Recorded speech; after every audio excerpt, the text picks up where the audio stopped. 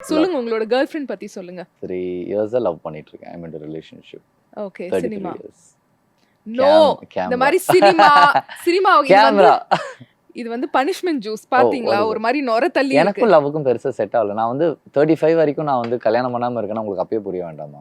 நான் அவ்வளோ நல்ல ஒரு பியூட்டிஃபுல் லவர் பாயா இருந்திருந்தா நான் வந்து 24, 25 கல்யாணம் பண்ணிருப்பேன். எனக்கு என்ன தெரியுமா தோணுது, பிரேக்கப் ஆயிருக்கும். அதனால கூட பிரேக்கப் ஆனாலுமே வந்து பிரேக்கப்ஸ் இருக்கு. லேட் ஆகும்ல. பிரேக்கப்ஸ் இல்லாம எப்படி? அது இருக்கு. Of course S. பட் அது கரெக்டா இது டேக் ஆஃப் ஆகுமான்றது ஒரு டவுட் வரும்போது தானே உங்களுக்கு அந்த டு பி ஹானஸ்ட் நான் தான் வந்து நான் வேணான்னே சொல்லியிருக்கேன். நோ வேண்டாம்ப்பா வேணாம் செட் ஆகிற மாதிரி தெரியல. ஏன்னா நான் ரொம்ப ஸ்ட்ரகிள் பண்ணி ஓடிட்டு இருக்கேன். லைக் எப்போ நான் வந்து உட்காந்து சாப்பிடுவேன்னு எனக்கு தெரியல. நான் வந்து ஓடிட்டே சாப்பிட்டுட்டு இருக்கேன்.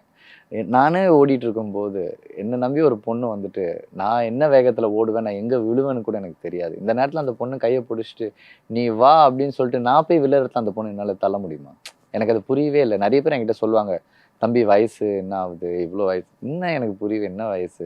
எனக்கு அப்படி கண்டிப்பாக எனக்கு ஒரு வாரிசு வேணும்னு நினச்சா நான் 2 குழந்தைங்களை தத்தெடுத்து வளர்க்க போகிறேன். அவ்வளோதான். நான் ரொம்ப சிம்பிளான ஒரு பாய். நான் வந்து 2 குழந்தைங்களை நான் ஹாப்பியாக தத்தெடுத்துப்பேன். அந்த குழந்தைங்கள அம்மா போகிறேன், அப்பாவாக இருப்பேன். நான் என்ன வளர்த்தது எங்கள் அப்பா தானே. சிங்கிள் பேரண்ட்டை தானே எங்கள் அப்பா என்னை வளர்த்தாரு. நான் பிறந்தோன்னே எனக்கு அம்மா இறந்துட்டாங்க. அப்பா தான் எல்லாமே எனக்கு. ஏன் எங்கள் அப்பா என்னை வளர்க்கலையா?